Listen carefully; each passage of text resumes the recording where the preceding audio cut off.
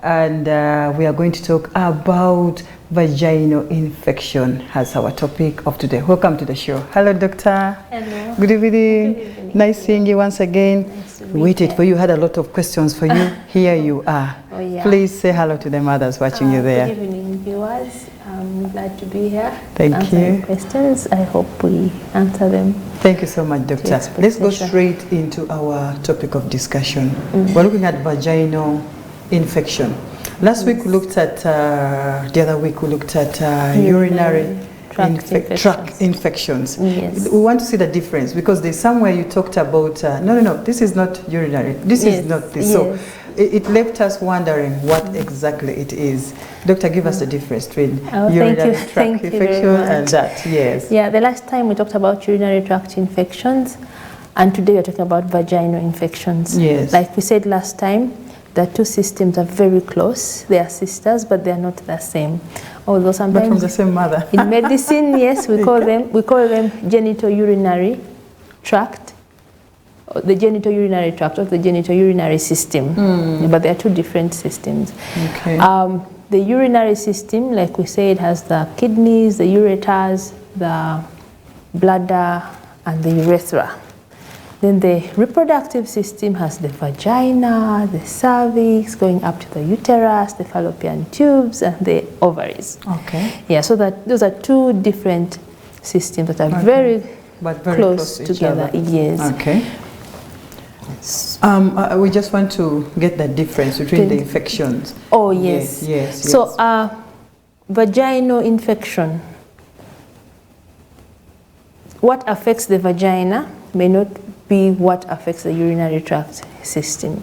There are different kinds of infection. I don't know how to say this, but it's like two different organs, two different systems that can be sick independently or together. You may have a patient with both a urinary tract infection and a reproductive tract infection, or if you are staying to the lower part, a vaginal infection. So how does a mother tell that this could be a UTI, urinary tract, or it's a VI? Yes. The typical symptoms of a urinary tract infection, like we said last time, there is pain when you pass urine. Okay. Passing urine very many times in a very short time, what we call frequency. Every 5 minutes you want to go to the toilet to pass urine. And when you pass urine, you feel like you have not emptied your bowels. Yes. This is in pregnancy, when a woman is pregnant. Yes. Okay. And also it can happen to those who are not pregnant. Those who are not expecting. Yes. You pass urine and feel like you've not passed completely, and before you close the door to the washrooms, you want to go back. Yes. Sometimes there is blood or passing urine. Sometimes you feel pain in the lower abdomen when the bladder is full. And if it's going to the upper urinary tract, you feel pain on the sides of the abdomen, which you call the flanks, or sometimes upper back pain. That is when it has gone up to the upper part of the urinary tract system. Thank you so much. But the vaginal infections typically have discharge that is not common, that is not normal for you. You know, smelly? Ladies always we have a discharge that is normal. That is normal. Yes, but if it deviates from the normal, maybe smelly, maybe itching, maybe staining the panty, or the color? Different What's color. The color? What's the color of that? The color can vary from yellow to cream to green to white, looking like changing all the time. Looking like spoiled milk, looking like cottage cheese, a whole range of colors. And blood can be blood stained. Yes, so sometimes it smells so much, and then of course I've mentioned itching. Yeah, those are the symptoms of vaginal infection. Sometimes it's just a wound. Some wounds are painless, some are very painful, some from blisters. So different type of vaginal infections will have different symptoms. So it's not fair to have a vaginal symptoms and then they say, oh, have a UTI because it is down here. So not everything down here is actually UTI. You see, doctor, thank you so much for that. We rarely get such explanations when you're expecting as a mother. You go to the hospital and then after the test, of course they test urine, Yeah. and then they tell you, oh, you have a UTI. Yeah. And then you keep treating, Yeah. and you don't see.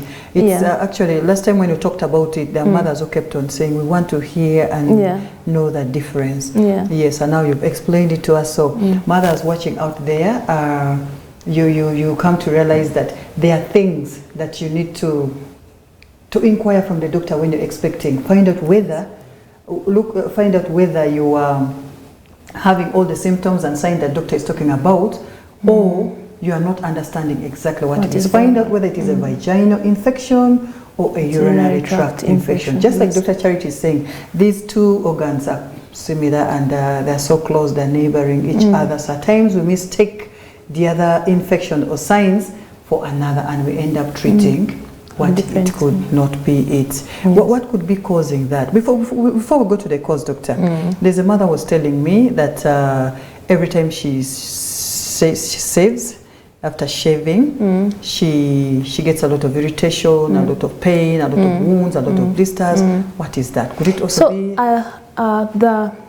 The female private part has many parts or structures around it. We have skin. We have normal skin that is like the skin that has hair on it, the skin that has no hair.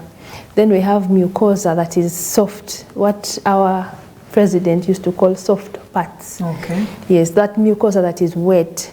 So each of these parts can get sick on their own. Oh. For example, this area can be affected by lice. Lice will also itch. The lice that lives in the hair? Yes, there's pubic lice. Really? Yes. How do they look like? They move? Will look like, yes. Pubic lice, they move, they lay eggs, and they cause itching. So if you go to the doctor and say, I am itching, and they don't examine, they may not be able to tell the difference of what is causing the itch. So for mothers to be able to tell, get the right treatment, one, the doctor asks them leading questions. Leading questions, yes. Like, what are the symptoms like? How long have they been there? And then we pick up from there. Because usually, pregnant women will wake up one day and they're itching. So they scratch, and they get wounds. So when they go to pee, the urine burns them, so they feel pain. So when you go to hospital and say, Msao, omusudo golachi, gombaragala. The Msao sometimes interprets it as, I have pain when I pass urine. But what came first? Maybe a discharge, maybe itching, then you scratch, then you get a wound, then the urine will burn, because urine is, hot. It might just be the urine burning the wound, and you think you have an infection. Yes, so Msao will treat a urinary tract infection instead of treating the original vaginal infection. And unfortunately, sometimes treating urinary tract infection can actually make some vaginal infections worse. Really? Yes. So it's also important for the Msao to examine the patient, because mothers tell you what they feel and how they feel and their own perception of these symptoms. So it's not proper for a doctor to conclude on only what the mother is saying. It's important to examine. So sometimes they will tell you, no, I have low abdominal pain, I don't have a discharge. Then when you examine and like, excuse me, are you sure I don't have a discharge? And it is so bad. You did not notice it. No, Msao, for me, I did not notice it. So it's important for the Vasao to examine and right see. From the first Yes, you get the story from the mother, then you examine them.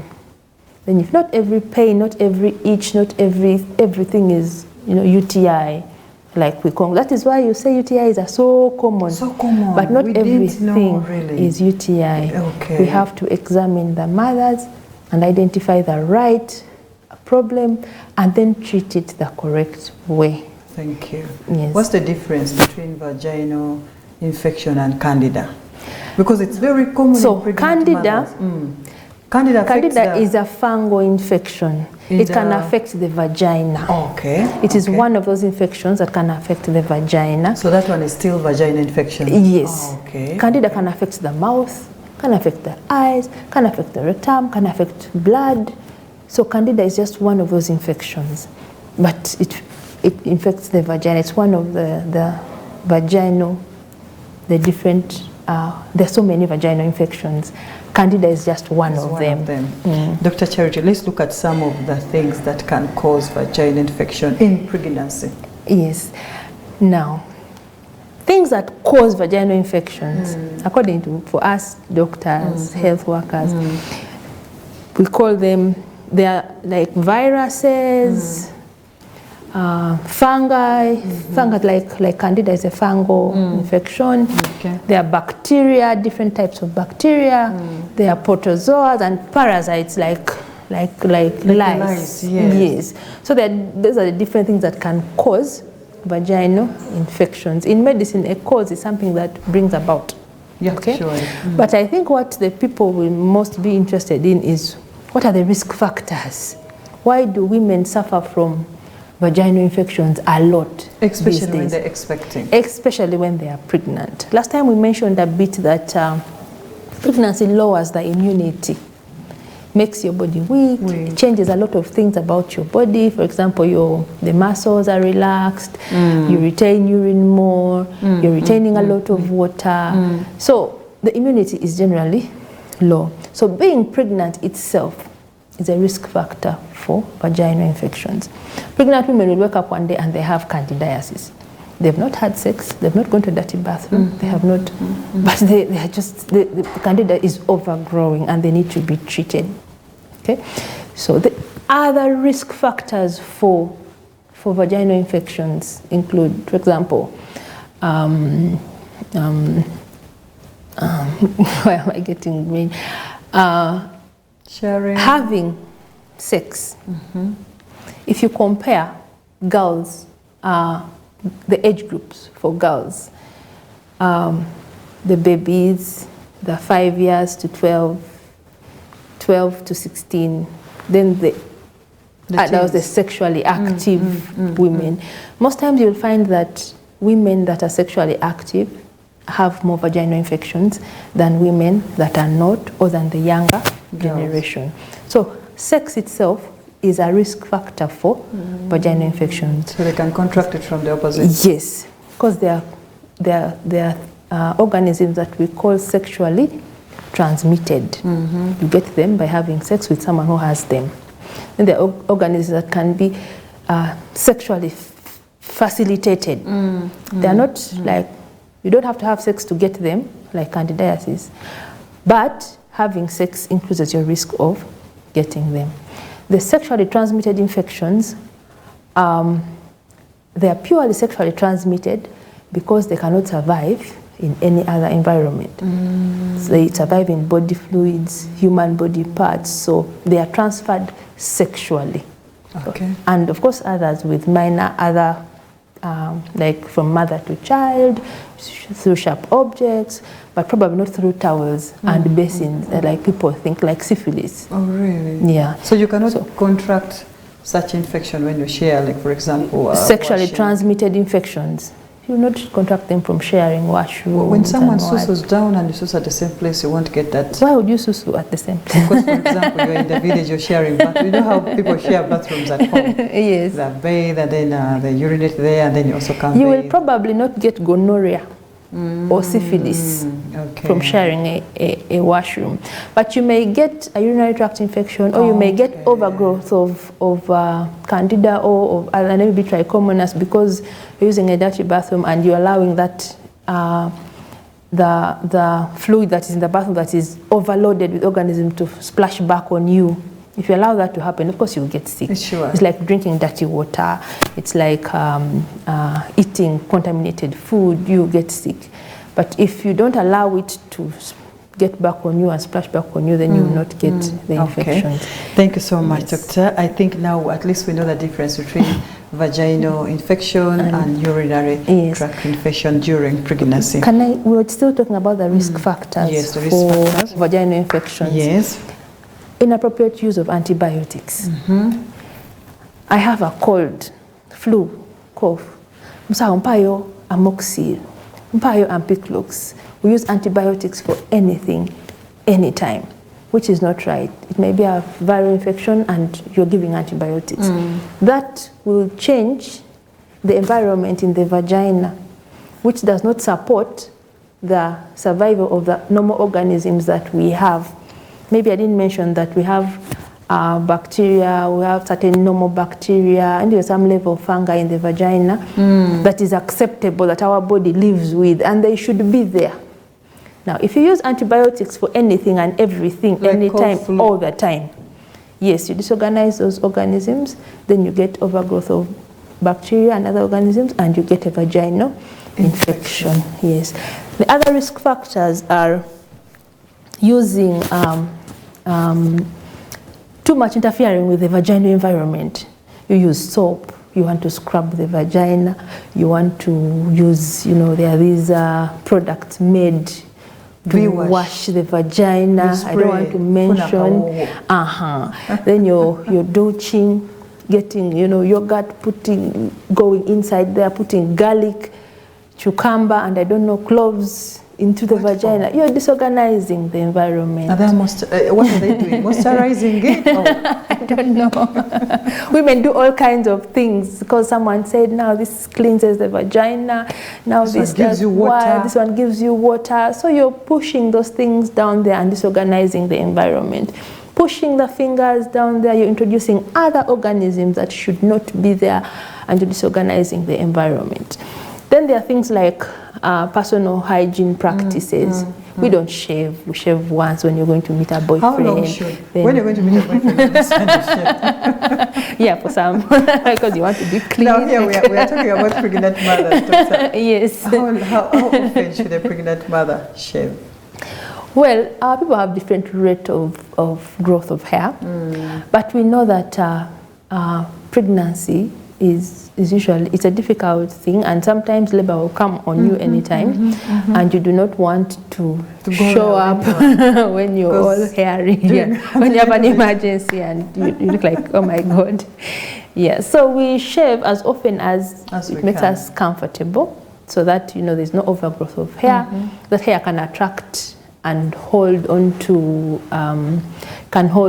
dirt and actually make you smell, and then you go and think that you have a urinary tract infection because when you go to pee you smell. So like, no, it's just the hair.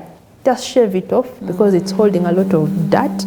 Around the anal area, hair around the anal area will hold on to stool. Hair around the vaginal area will hold on to, the discharge, and you're not washing it well, so you smell. Yeah, so it will attract lice. So we have to shave and be clean and wipe forward, backwards. Like, you don't wipe from the back to the front, because the back, the anal area, has organisms that are supposed to be in the rectum, anus and rectum. Now, if you pull them to the front, they are not supposed to go to the vagina. So they go to the vagina and then they make you sick. Then you get a vaginal infection.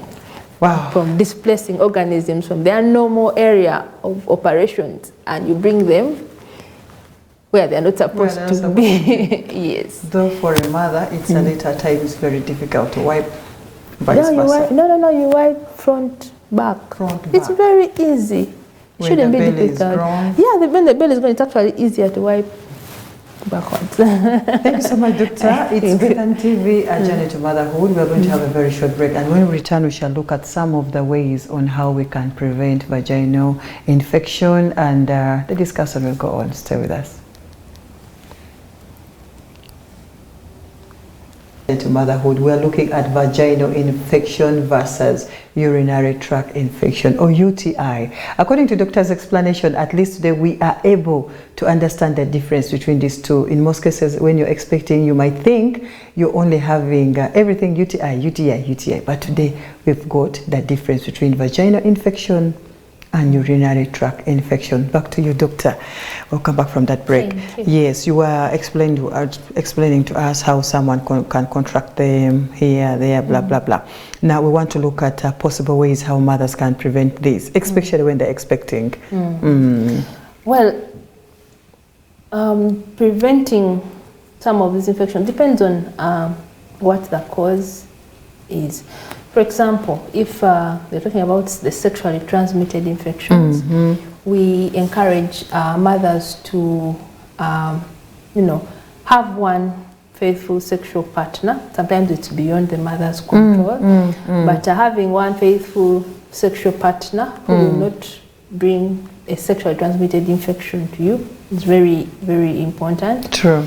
Yeah, but also practicing safe sex, which we emphasize especially for discordant couples, because HIV, gonorrhea, syphilis, hepatitis B are sexually transmitted. So practicing safe sex by using condoms as a barrier method is also helpful to prevent acquiring those infections during pregnancy. Now there are infections that are not necessarily sexually transmitted. Those that come because your immunity is low as a mother, which is a natural thing. Sometimes we may not prevent those ones, but early identification and treatment is key.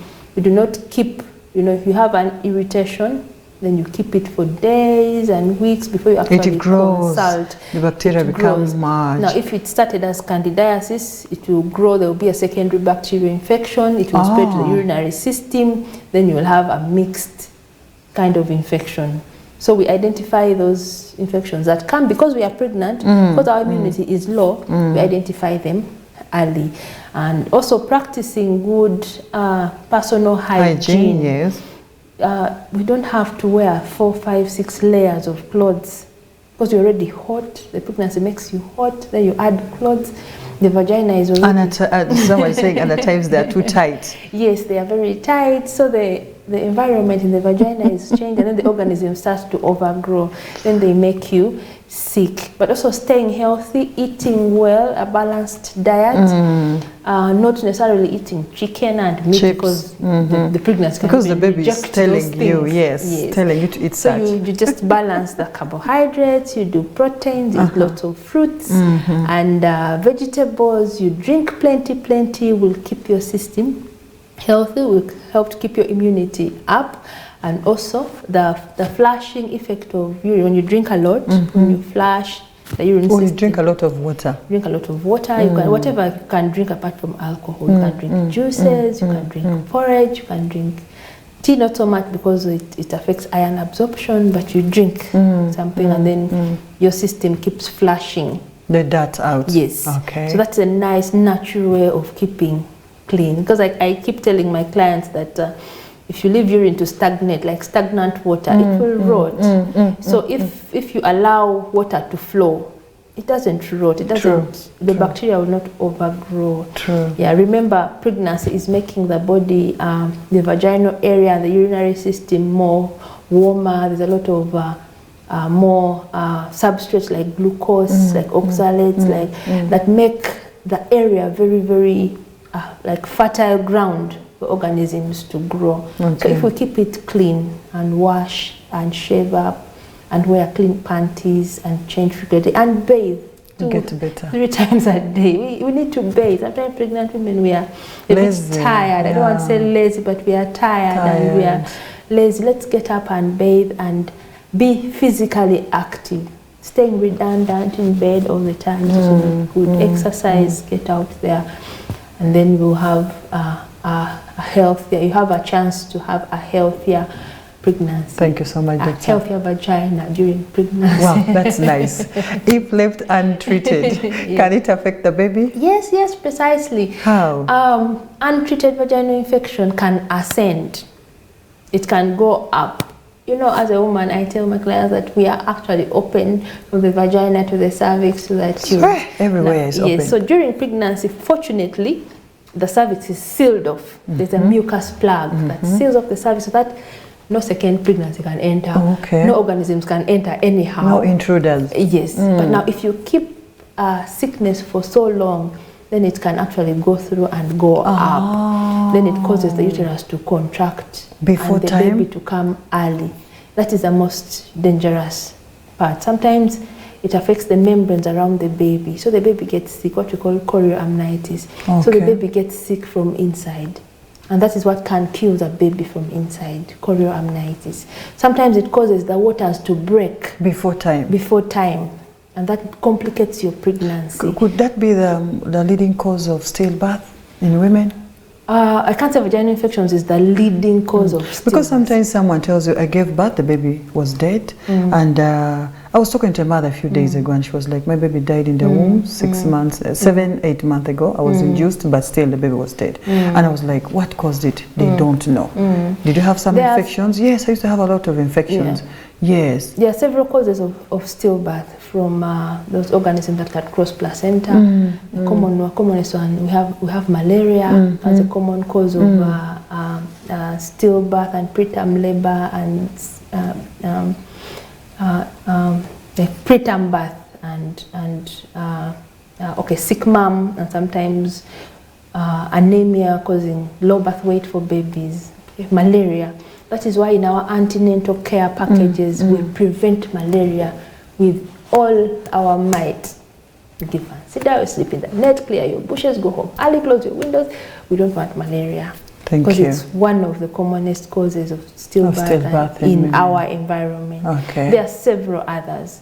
Infections, we can say, is one of them, but infections cause mostly choriamnitis and preterm birth. Thank you. Thanks so much, doctor. Now, if a mother has it already, how best can they be treated? What can they use for treating it? It's very important to see your doctor so that we identify, like there are so many, there are many. We have the fungal ones, we have the so they need to first identify the type. Yes, you need to know what is causing. There's this one, like you said, like the one that causes discharge that smells like fish. Like rotten fish? Yes, there's one that candida will cause discharge that smells like mold, like spoiled bread. Yes. So we need to identify the type of organism that is causing. Okay, not exactly the type of organism, but we can tell the type of infection that you have. Sometimes it's a plain candidiasis and you need just antifungals. Sometimes it's a mixed infection and you need both antibiotics and antifungals. Sometimes it's not even an infectious organism. Sometimes it's a skin condition like contact dermatitis. You bought a new panty or you put on a new panty liner and it irritates, so you start to itch. It's not candidiasis or anything. It's contact dermatitis. Sometimes it's skin conditions like lichen. Planus lichen, and the treatment is not antibiotics or it's not antifungals. So that is why it is important for the doctor to identify the actual type of problem that you have. If it's an infection, then they give you the right medicine. Thank you. And also to differentiate whether it's a vaginal infection or our urinary tract infection. Thank you so much, Doctor. That has been Dr. Charity giving us the basic and deeper illustration and explanation about these two infections, the UTI and the vaginal infection. Our lines are going to be open now. You can give us a call on the numbers running on the screen. But the other week, we promised that we were going to respond to the questions that we didn't attend to when we finished the show. So as we wait for your calls, let's look through some of the questions that were sent to Doctor, but we were unable to answer them back during that time when we were talking about urinary tract infection. That was the other week. Okay. We have the questions right here. We start off from someone here. Yes. Hello, thanks for the show. At what age of pregnancy should a mother go for the first antenatal checkup? This is what someone sent. Someone is already on the line? Yes. Caller, hello. Good evening. Good evening. How are you, dear? Fine, how are you? I'm fine, thank you. Who is calling? Chilabo. Chirabo, where are you calling from? From Okoto. Yes, Chirabo, go on with your question. I was asking. Yes. When I have periods, after 3 days, I start doing things like gel for 3 days. Okay. What caused that? And before I didn't have that one, it's like starting like in 3 months. After having my period in 3 days, I bring those things like gel. Thank you so much, Chirabo, for the question. Did you understand Jail. that, Doctor? Jail, No. yes. Thank you, Doctor. Thank you, Chirabo. Doctor is going to respond to you immediately. Thank you. Yes. So, like I said at the beginning of the show, every woman has a normal vaginal discharge. Okay. And it's important to know what is normal for you. Chirabo says she has a gel-like discharge 3 days after The her menstruation. period. That is not very normal, because usually after a period we dry up a bit, then the discharge changes to a more slimy one towards the middle of the cycle, and then it thickens out later towards the next cycle. So I would recommend that Chirabo goes to a health worker and they look at this discharge and look at what it's like, they characterize it and see if it's actually normal or it's something that requires treatment. Thank you so much, Doctor. The next question is here. What common medications are used to minimize early uterine contraction? Does salbutamol and phenobarbital help? I hope I pronounced it well. Yes, Thank you. phenobarbital. It's very important to identify why the uterus is contracting, because there are normal contractions on the uterus, because normally the body rejects the pregnancy because it's a foreign body.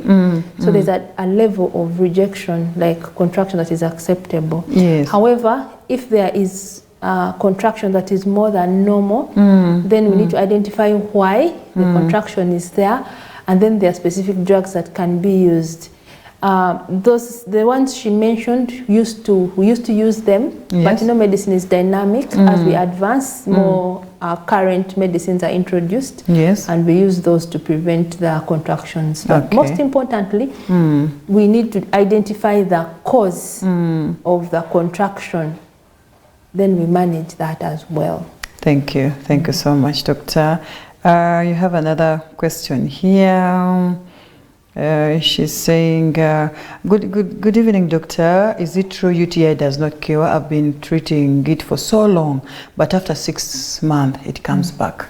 Well, a urinary tract infection should be treated and clear and cured.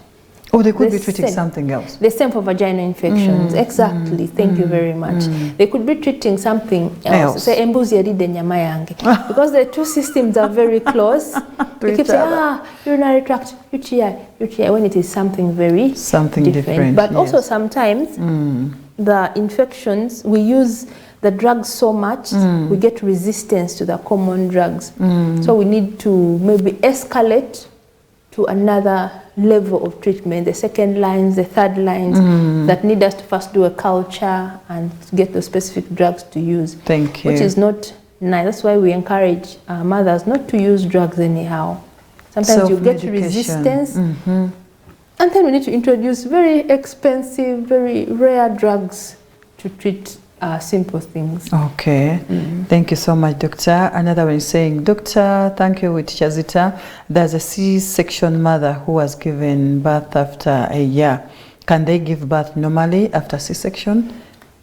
Well, to have a vaginal birth after cesarean section, we recommend that the baby, that your gwazako, is 24 months at the time of the next birth. But it's very important to identify the reason for the first C-section. Okay. If it is a reason that is recurrent, then there's no need to try to push. Okay. But if it is a reason that is not recurrent, for example, the first pregnancy was the baby was lying across, or the baby was breached, like the head was too up, big. The buttocks were down, the baby was too big, then we can allow a mother to give on condition that the other baby, the scar is not less than 24 months. Thank you so much, Dr. Charity.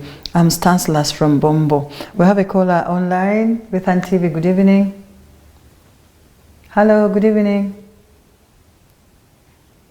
Bethan TV, hello. Hello, caller. Sorry, we've lost her. Sorry, I think it's a network. I'm Stanislas from Bombo. What could be causing back pain during pregnancy? My wife is dying of that, yes. Well, back pain sometimes is a minor disorder. of pregnancy, because as the pregnancy grows, first of all, the anatomy changes. The back curves in a little bit more to accommodate this weight, but also the bones are giving way in preparation for childbirth. In addition to all that, sometimes if we don't take in enough calcium, we have bone demineralization. Like the baby is taking from you the calcium that they need to make their own bones. So your bones get a bit of less, they lose a bit of their structure and they get more painful. So that's... But yes, if the back pain is extreme, they need to have it checked out. But otherwise, back pain in pregnancy, sometimes if it has been checked out and it's not that dangerous one, is like a common minor disorder. How can she be helped? Well, if we assess and find out why, sometimes we just need to supplement calcium, sometimes we need some bit of physiotherapy, sometimes we need to counsel them on a bit of posturing, to minimize on the... but we also need to exclude referred pain. Sometimes there's pain on the uterus that is being referred to the back. Yeah, so we need to tell the difference, what is causing the back pain. Thank you. The last question that was last week, this is Justin. I have a problem of blood spotting for a week, but when I checked for SCG, it was negative. What could it be? This is the second time I hear this, lady, you know. Yeah, those are menstrual, we categorize them as menstrual disorders. Okay. Yeah, because the period should come 2 to 7 days and stop. So when you continue spotting, the period does not stop, there is something wrong. Okay. And you need to evaluate. It may be a structural problem from the vagina, from the cervix, from the uterus. It may be a hormonal problem. So we need to check and see which one of the what is exactly causing your spotting. Thank you. This is for today. I would like to ask, what can I use to shave? Because they say soap is not good. This is a mother asking you. You talked about shaving. We should be clean. Yes. There are shavers like the blades that we use, but blades, like if you do a dry shave with blades, sometimes you get those irritation, those bumps? Yes. So we'll do aftershave. Like apply aftershave for, you know. To moisturize the place. Yes, or you first moisturize before you shave. What do you use for moisturizing if soap is not good? Soap is not good inside but on the vagina. top is okay. Yes, we talked about the different structures of the vagina. We have a skin, a normal skin that holds dirt. That we can even wash with soap. Yes, you can scrub the mons pubis between the thighs. You can actually scrub that. The problem is when you push the scrubbing inside to the soft part. The soft tissue area. Yes. Thank you so much for the mothers watching us. I think you've got the explanation well. Do not push the soap inside. But the skin outside needs to be washed. Yes, but kungulu it's okay. Sabuni temuyingiza mundeyo wa mama nakanjako ajabarwaza. So this is another question. Want to know about the different changes of the mother's body during the 25th week and the baby as well. Wow, this is a big question for you. That is a very huge question. Yes, this is a journey to motherhood. We take on the pregnancy journey bit by bit. Perhaps we shall as well give you this a specific topic and as we look at different body changes as we go on around.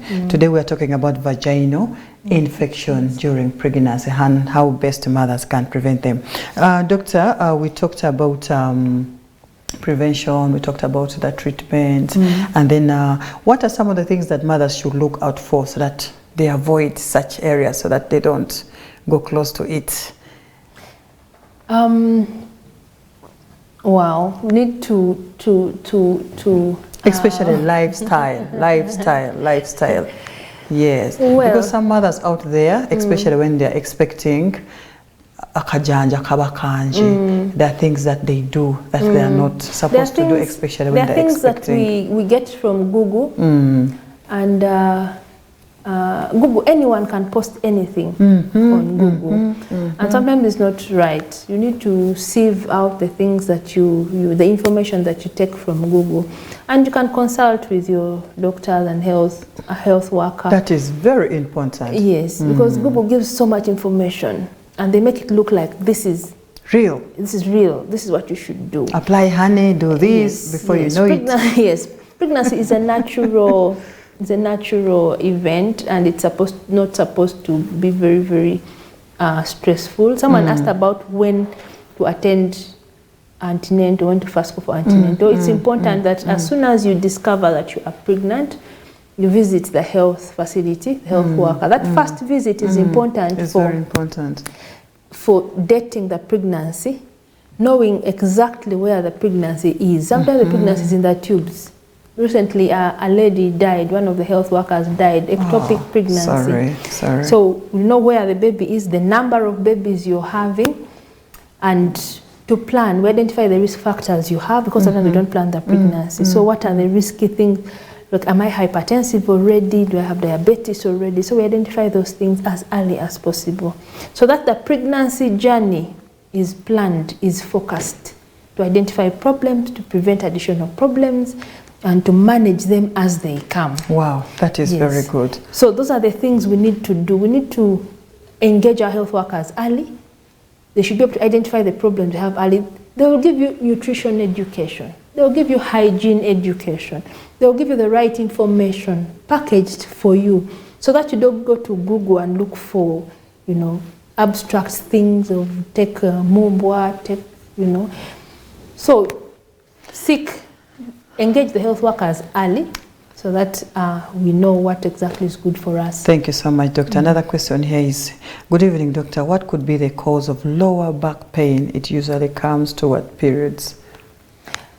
Low back pain towards periods, well, there can be this is for non-pregnant person. There's a whole range of low back pain. And uterus, pelvic pain is usually, you don't feel that, oh, my uterus is paining. The pain is referred to the lower abdomen, referred to the back. So whatever is causing too much pain can be a factor causing pain on the uterus. Uterus can be contracting.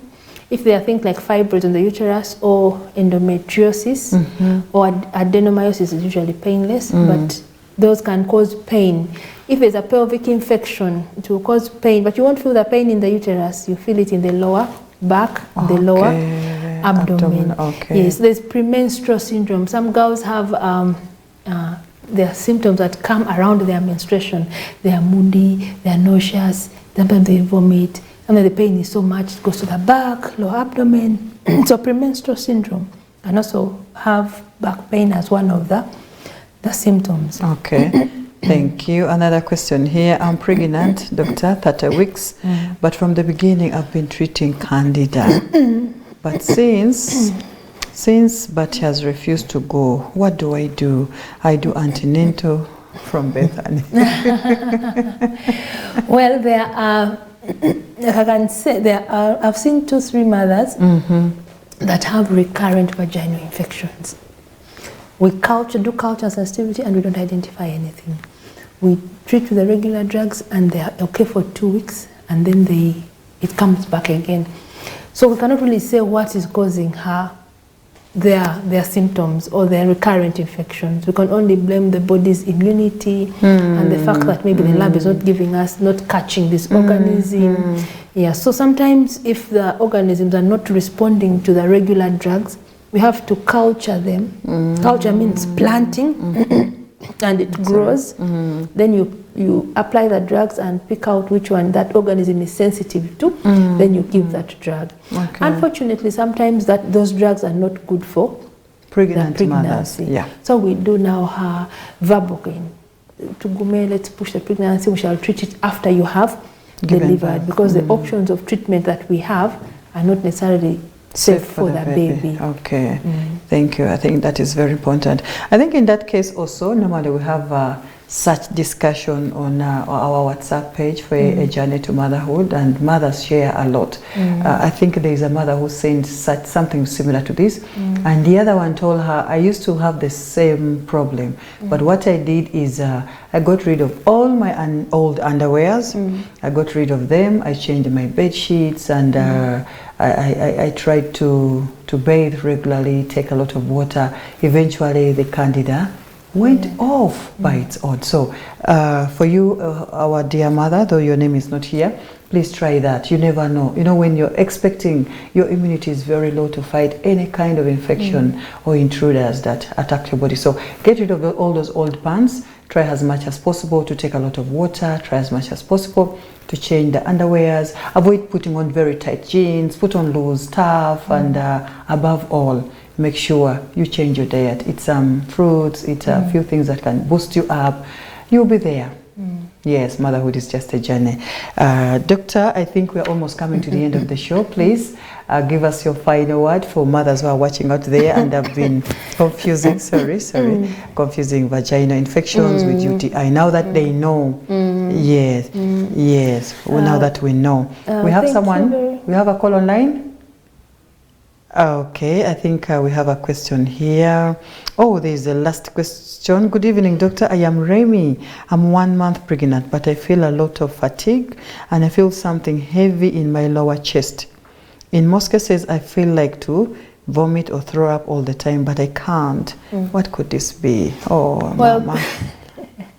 Remy, it is pregnancy.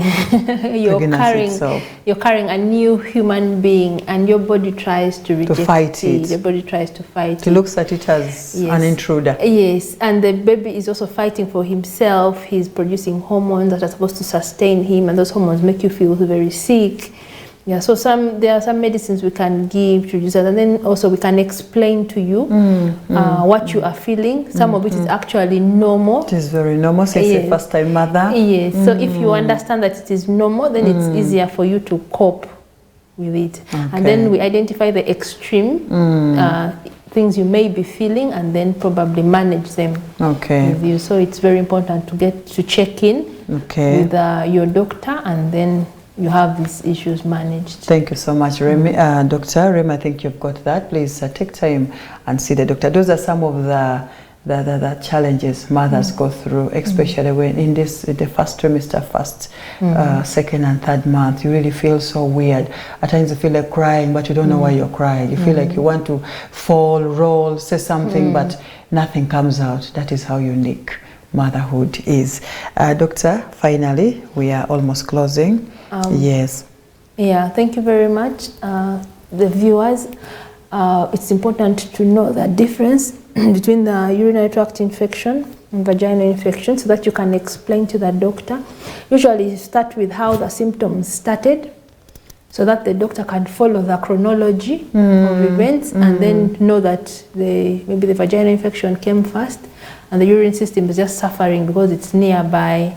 Yeah, and then allow the doctors to examine you in order to identify the actual problem. Some women come and they don't want to be touched. Yeah, so if the doctor can examine, then he's in a better position to give you the right treatment. Thank you. Thank you so much, doctor. That has brought us to the end of the show. We've been with Dr. Charity, and we were looking at vaginal infection. We thank you all mothers for viewing and sending us all these questions. In case we've not answered anything, we shall start from here next week. One thing you should know is that vaginal infection affects specifically the vaginal walls and the area. Then the UTI, just like Doctor said, the urinary tract pipes, where the urine passes from. Since they're so close to each other, in most cases we think it's the same. So endeavor to ask from your doctor, what exactly am I suffering from? Is it a VI or UTI? And then you get proper medication. Please don't always feel shy. So doctor, after all, when you're giving birth, you'll be seen. So feel free, please. Make sure you're checked, make sure you are helped, and then you give us a healthy bouncing baby. Thanks so much for being part of the show from Bethany TV and the entire crew. Sleep well. Don't miss Medical Minds